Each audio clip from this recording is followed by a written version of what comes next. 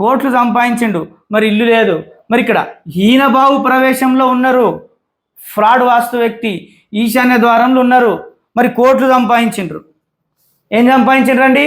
కోట్లు సంపాదించారు. ఎట్లా? ఇది చెప్పిన కదా, మీరే వీడియోలో చూడండి, సోషల్ మీడియాలో ఉన్న వీడియోల్లో, ఈ ఫ్రాడ్ వాస్తు యొక్క వీడియోల్లో ఏదైతే నేను 100 ఇల్లులు కట్టించినండి. ఒక 100 ఇల్లులు అనుకుందాం, ఒక్కొక్క ఇల్లుకి 50,000 ఫీజు అనుకుందాం. ఎన్ని అయినాయండి? 50,000 పక్కన 2 సున్నాలు పెట్టండి, 50 లక్షలు అయినాయా? ఒక అంచనా చెప్పిన 50 లక్షలు, కోట్ల రూపాయల సంపాదన. కొత్త ఇల్లులే, మరి వాట్సాప్ కాల్లు, వాట్సాప్ ప్లాన్లు, మరి video calls, WhatsApp video calls, మరి 5 నిమిషాలకు 3,000 కరెక్షన్ ప్లాన్స్, పాత ఇల్లుల విజిట్లు, ఇవి కూడా పట్టుకోవాలండి. సో కోట్ల సంపాదన 7 సంవత్సరాల నుంచి చేసిండ్రు. ఎండ్లో ఉండి? హీనబావు ప్రవేశంలో ఉండి, ఈశాన్య ద్వారంలో ఉండి.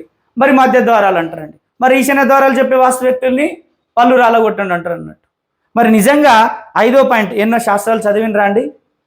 చదవడానికి వస్తుందా? చదువు లేదు కాబట్టి చదవడానికి రాదు.